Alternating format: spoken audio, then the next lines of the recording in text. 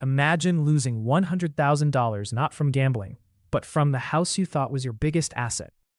Thousands do it every year without even realizing.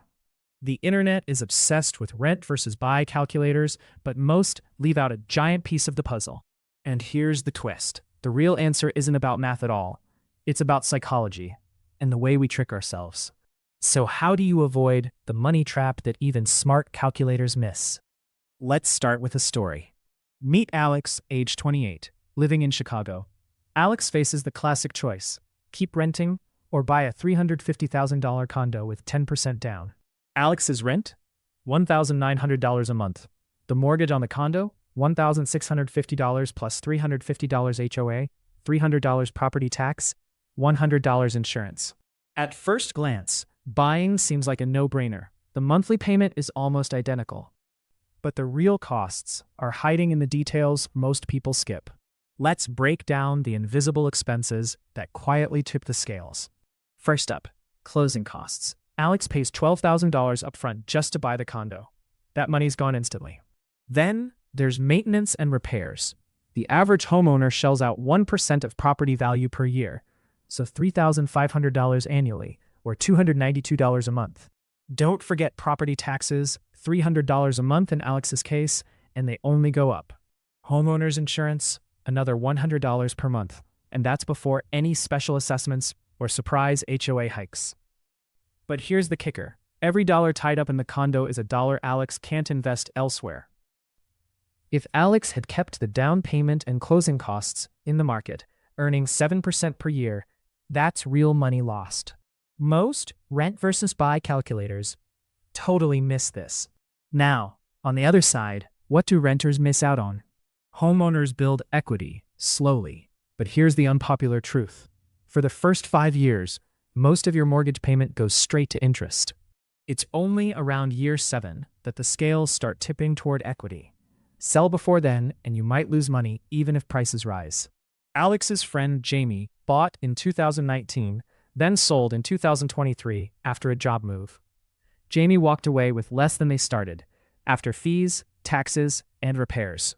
Everyone tells you homeownership builds wealth, but there's a flip side.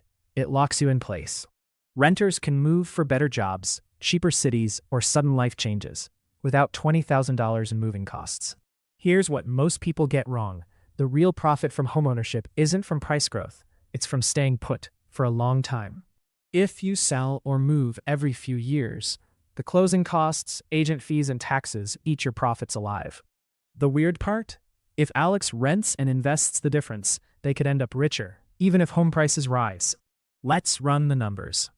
Over 10 years, if Alex buys and the home grows 3% a year, after all costs, Alex ends up with about $100,000 in equity. But if Alex rented, invested the down payment, and added just $200 a month to investments at 7% returns, the portfolio would be worth about $110,000. And here's what calculators never show: the value of freedom. Alex can take a new job, move to a different city, or weather a financial storm, all without begging a bank for permission. So, why do so many people still rush to buy? Blame it on the American dream and the psychology of sunk costs. When you buy, you're invested, emotionally and financially. Suddenly, moving feels like failure. It's not just about the math.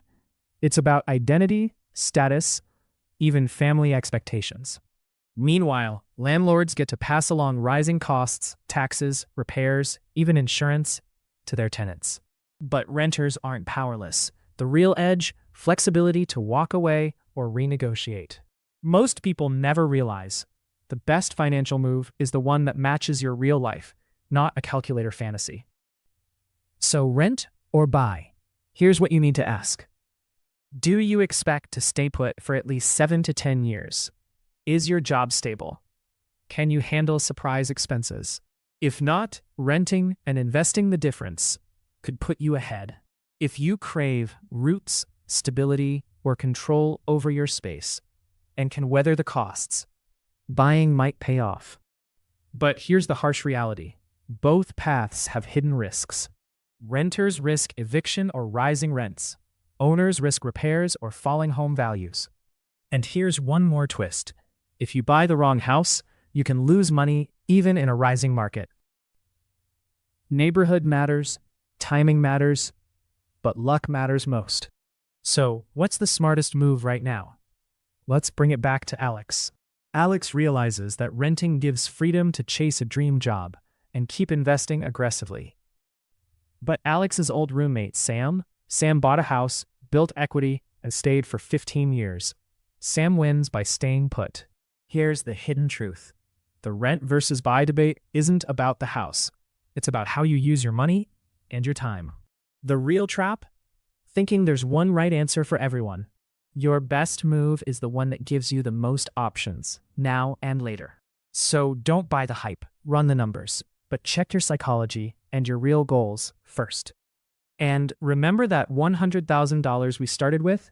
Most people never realize how easy it is to leave it on the table.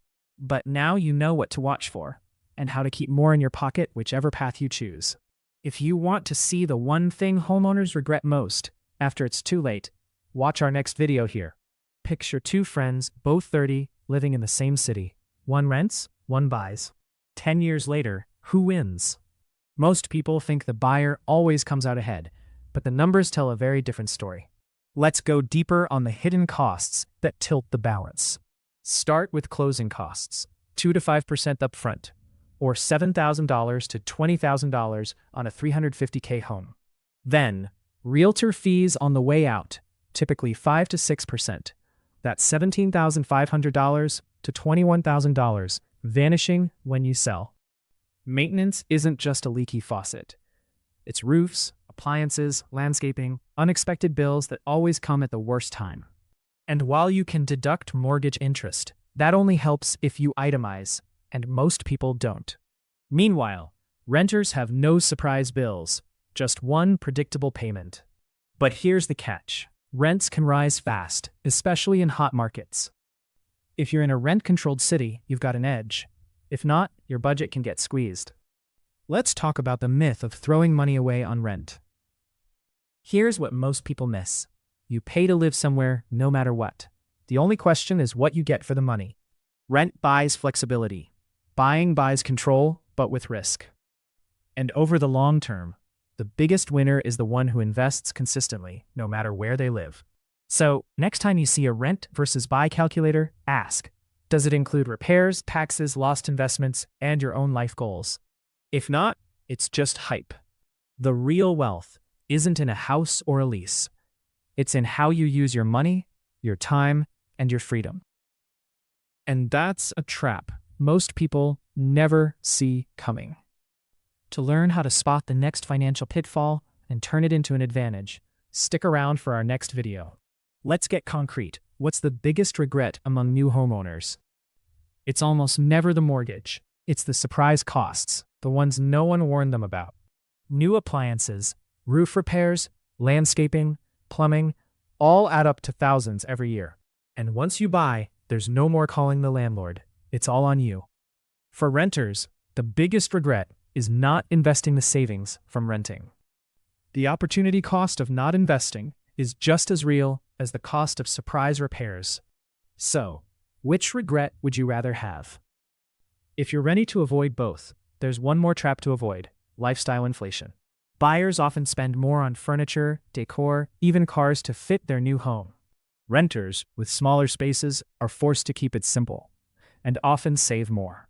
But the biggest trap of all? Ignoring your own priorities and copying someone else's path. Rent or buy, either path can build wealth if you're intentional. But only if you see the traps and step around them. And now you do.